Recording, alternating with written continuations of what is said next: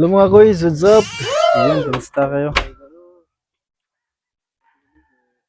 So, for today's video mga guys, kayo mo na punta sa shop. So, hapon na gid mga guys, no? Hapon na gid ta mo sa shop.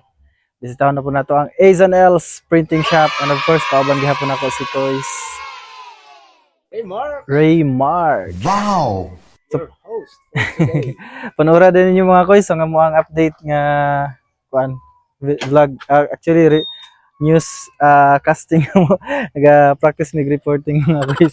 Kaban ako si Kois Remark ato na time. So, balik na punta karon sa shop. So, siya atong driver mga guys, no?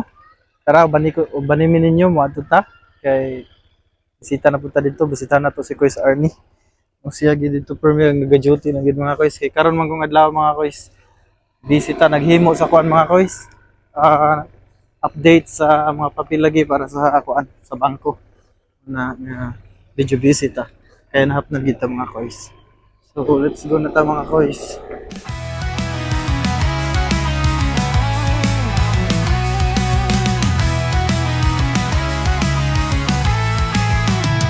Windel Aporio, naglalakbay kasama ka.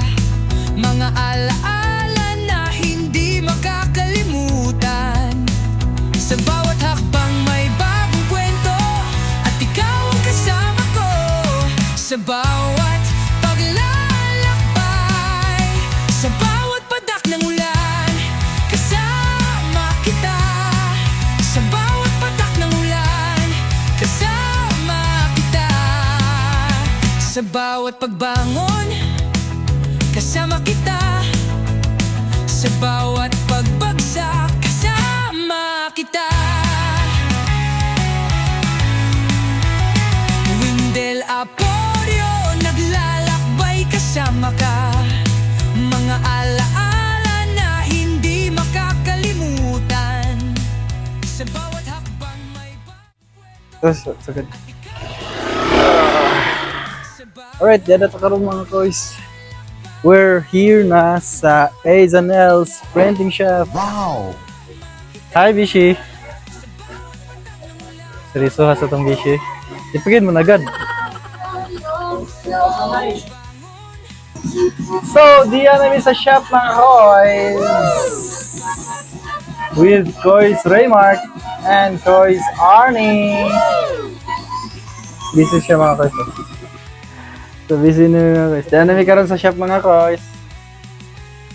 Busy kay si Kois Arnie, oh. Nasya gihimo. Report daw ni. Barangay? Master list?